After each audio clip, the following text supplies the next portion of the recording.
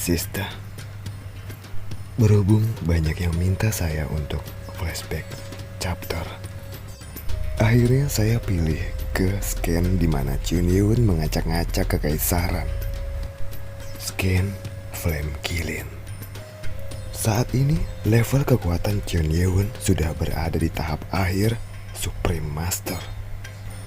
Chunyewon berhasil menyusup ke dalam kekaisaran bersama dengan pangeran kedua Zutekhan. Awalnya misi Chunyewon mendatangi kekaisaran adalah untuk mencari mata-mata dari klan Blade God Six Mercial. Karena sepertinya Blade God Six Mercial sedang mengusik kekaisaran. Seperti apa kisahnya? Ayo kita gas.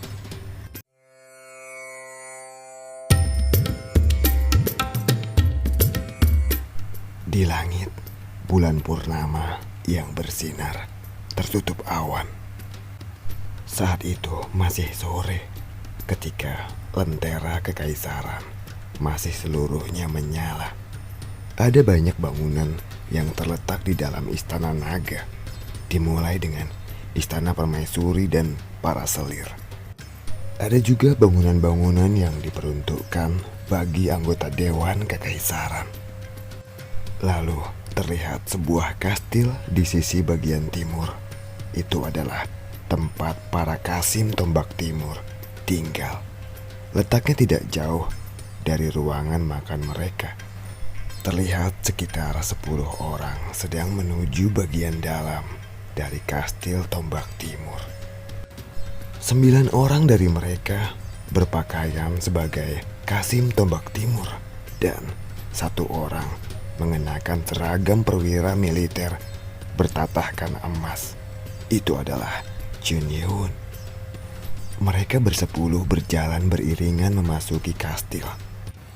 Para Kasim yang berada di kastil yang menatap mata Chunyewon akan selalu tersentak saat melihat tatapan mata Chunyewon. Semuanya berjalan dengan baik sesuai dengan rencana Dai Dangdu. Tapi semuanya masih takut dan gemetar dengan kemampuan yang luar biasa yang dimiliki Chunyewon. Aku tidak yakin apakah aku bisa mengalahkan orang ini. 9 orang Kasim yang berjalan beriringan bersama Chunyewon bergidik memikirkan bagaimana Chunyewon dapat membunuh Yun Baiko semudah itu. Sulit dipercaya bahwa Chunyewon memiliki kemampuan untuk melakukan itu.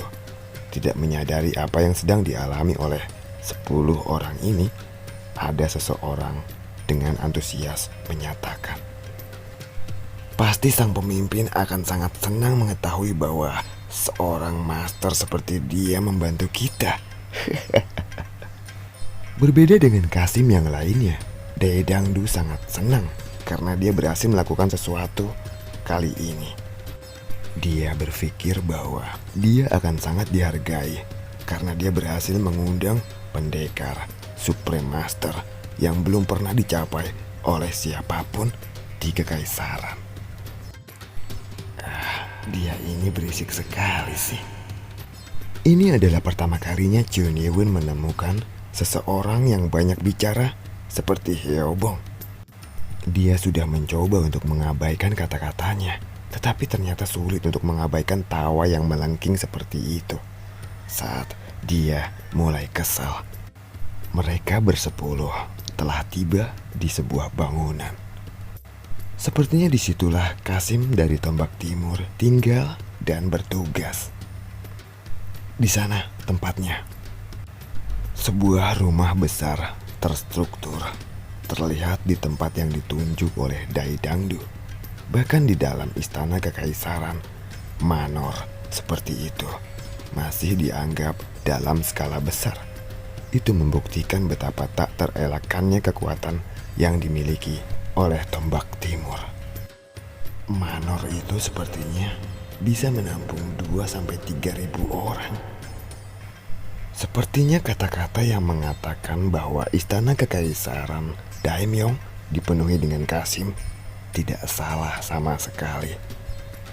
Chunyewon dan para Kasim yang lainnya mengikuti Daedangdu ke pintu masuk manor. Sesampainya di pintu masuk, Daedangdu bertanya kepada penjaga yang menjaga tempat itu. Apakah Gonggong sudah kembali? Dia belum kembali, Tuan. Belum kembali? Padahal sudah selarut ini. Biasanya Im Gonggong sudah kembali sebelum hari gelap. Tetapi jika sampai selarut ini Im Gonggong belum kembali, tampaknya dia sedang banyak pekerjaan. Apakah karena Yang Mulia baru saja kembali? Bahkan jika bukan karena itu masalahnya, bahwa Zhu Taikan telah kembali setelah menyelesaikan tugasnya memberikan pesan kepada sekte iblis. Mungkin karena hal itulah yang membuatnya sibuk. Kalau begitu berarti Lord Oh juga belum kembali. Iya, Tuan. Seperti yang dia duga, Lord Oh selalu dipuji oleh Komandan Tombak Timur Im Gonggong. Dengan demikian, dia bisa dianggap sebagai tangan kanan sang komandan. Ketidakhadirannya berarti Im Gonggong masih dalam tugasnya. Lalu Daedangdu melirik Chion Ye-won yang berdiri di sampingnya. Dia bersikeras bahwa Chion Ye-won akan direkomendasikan kepada Im Gonggong segera. Tetapi ternyata Im Gonggong belum datang. Mengapa malah jadi begini? Jika Im Gonggong tidak ada di sini, maka dia tidak dapat diterima di organisasi kita. Andai saja Lord Oh, sang wakil dari komandan, hadir, Chion Ye-won dapat diberikan akses untuk masuk. Jika seperti ini, apa yang harus aku lakukan? Chion Ye-won merasa canggung dan cemas. Sementara itu, Daedangdu yang sedang merenung menemukan sebuah metode lain.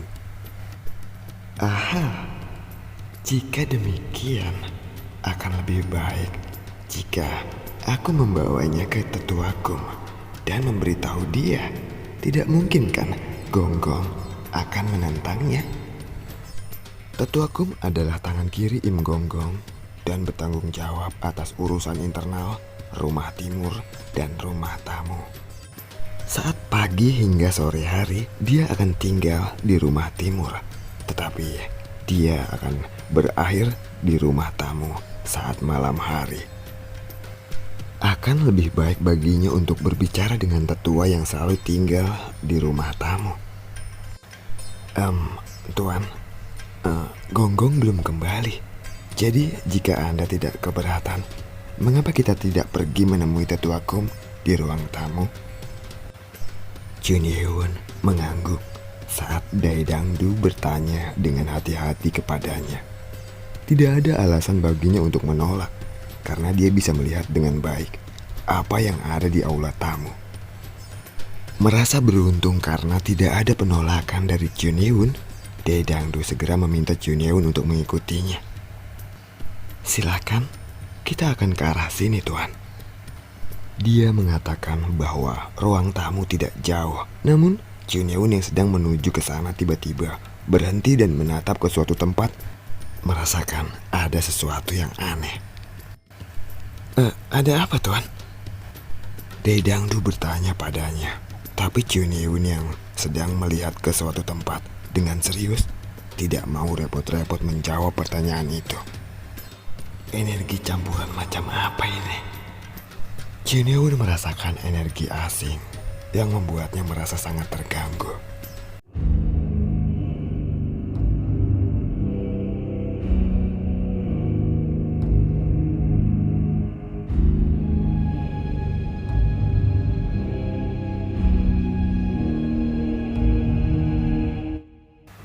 Di dalam rumah tamu, terdapat halaman untuk menuju ke aula utama.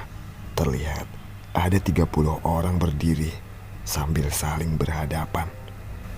Di sebuah kursi tertinggi utama, terlihat ada seseorang. Seorang pria paruh baya dengan mata ditambal dan luka di wajahnya yang tergores turun sampai ke pipi. tidak seperti Kasim lainnya. Dia adalah orang yang tidak mengungkapkan dirinya, tetapi sepertinya energi yang dia keluarkan bukanlah energi yang biasa. Tetua, mereka ini telah dipilih sebagai pejuang yang paling menonjol dan terlihat di sana ada seorang Kasim di hadapannya sedang melapor. Ketika Chun Ye-won mendengarkan isi laporannya, sepertinya mereka ini sedang mengumpulkan para prajurit yang memiliki kemampuan tinggi. Sepertinya 30 orang yang berada di halaman ini adalah prajurit-prajurit pilihan. Mereka semua mengenakan seragam resmi taruna berpangkat rendah di istana kekaisaran.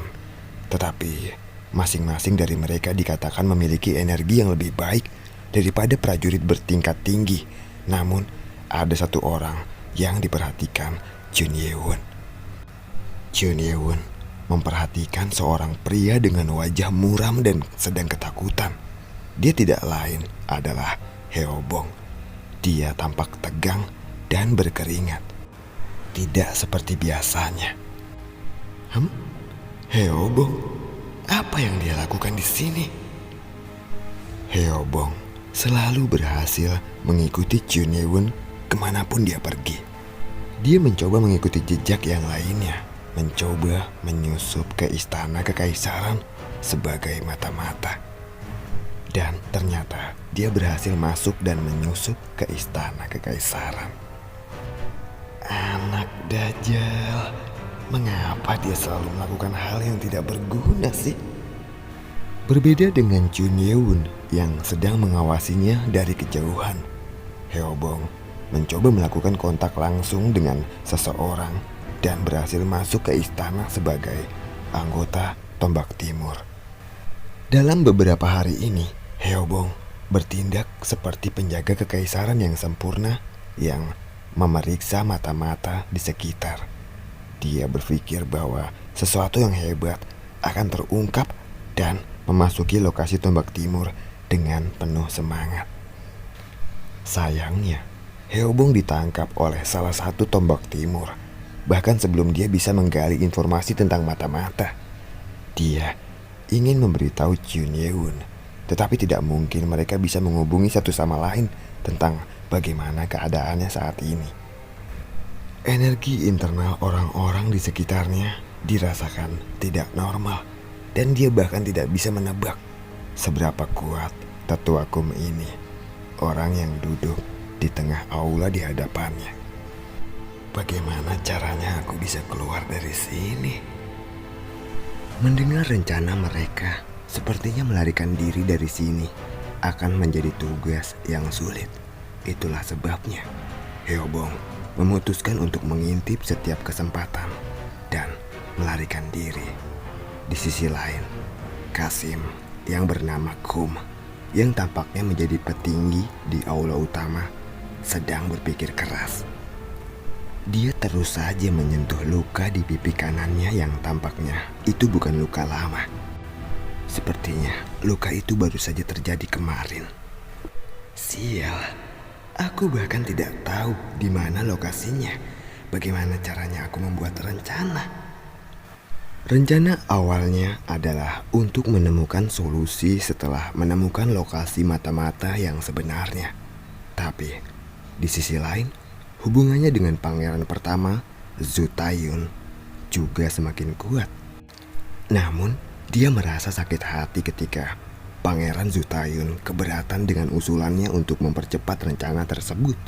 Pangeran mengatakan bahwa upacara pembukuan adalah tradisi yang harus dilakukan. Lokasi menghilangnya Su Ho Jun masih belum jelas, dan bahkan orang-orang sebelum dia juga kehilangan nyawanya setelah bertindak terlalu waspada.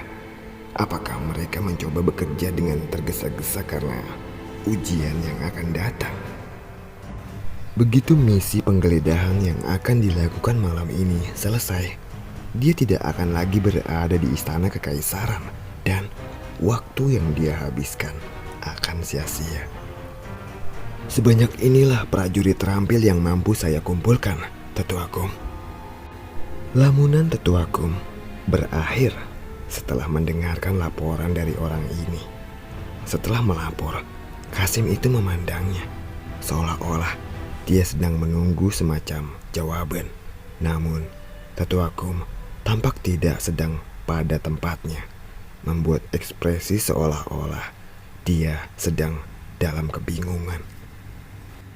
Mengapa kau hanya diam saja, tetuaku? Ayolah, berikan jawaban. Jadi aku bisa segera pergi dari sini. Kenapa harus nunda-nunda seperti itu? Heobong yang kesabarannya mulai menipis, terbatuk tidak sengaja karena mungkin dia kehausan. Namun saat dia terbatuk, ekspresi dari 30 prajurit yang sedang menatap tetua Kum menjadi tegang.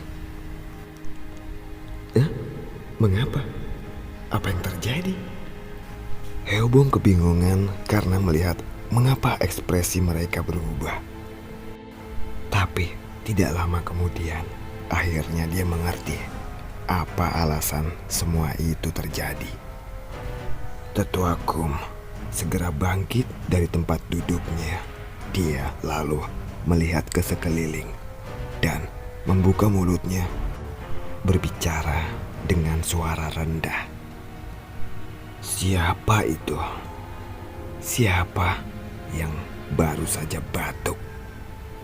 Dengan seketika, 30 prajurit mengalihkan pandangan mereka dari tetua Kum tanpa mengucapkan sepatah kata pun. Dengan hal itu, Heobong tahu apa masalah dan apa kesalahannya. Sial. Dia memutuskan untuk tetap diam karena jika dia mengaku, mungkin saja semuanya malah akan menjadi rumit.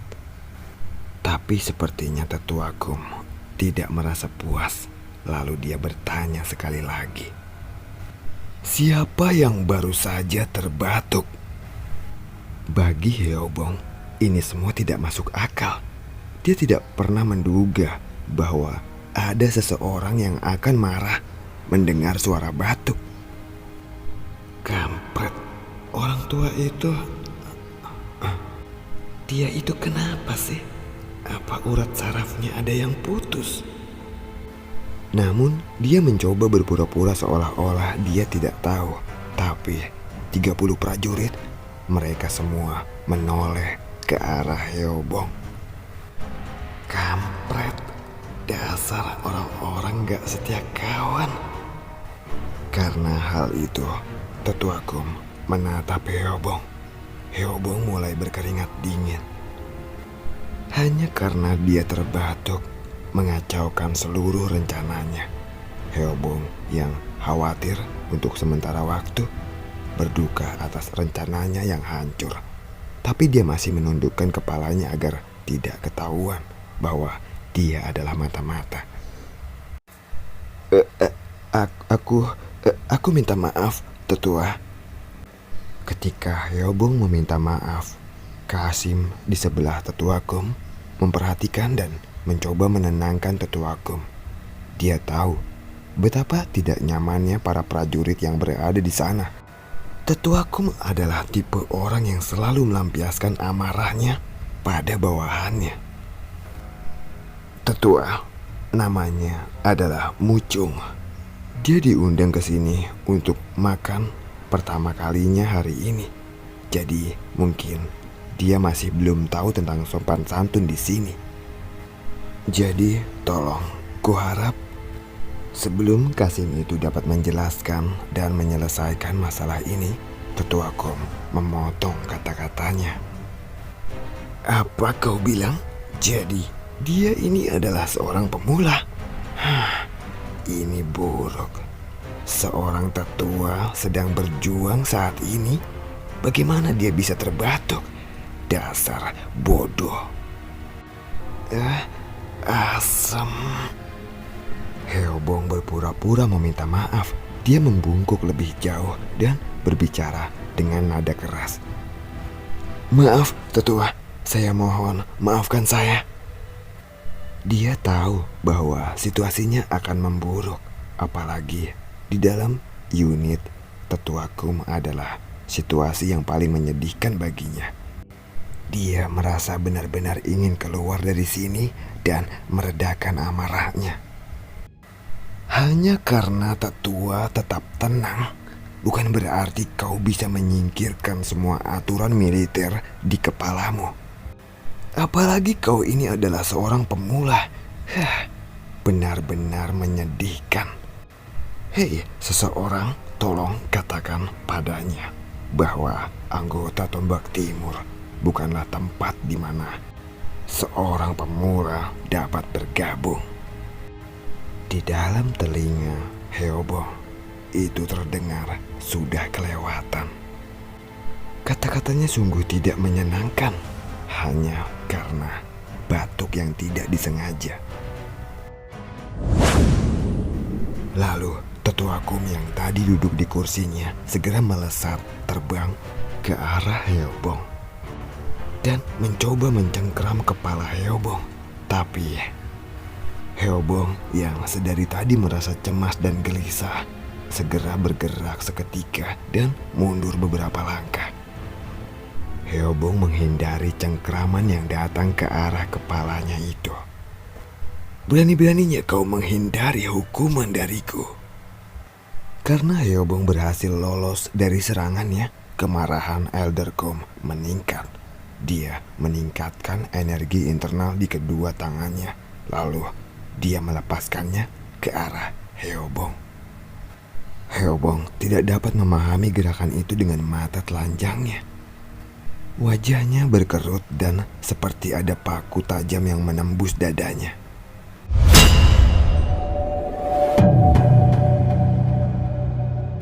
Tiba-tiba ada seseorang yang loncat ke hadapan Heobong dan menghalau serangan yang datang ke arahnya.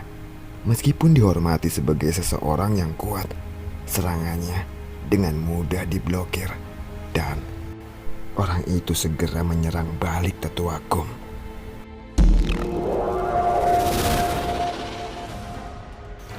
Pedang udara yang dikendalikannya bergerak dengan aerodinamis yang mendalam, menarik lintasannya dan pedang itu mengarah ke jantung Tetua Kum. Tetua Kum terkejut dengan kemunculan tiba-tiba dari seseorang yang tidak dikenal, tetapi dia adalah seorang pendekar berlevel Supreme Master. Dia tidak ingin terkejut terlalu lama.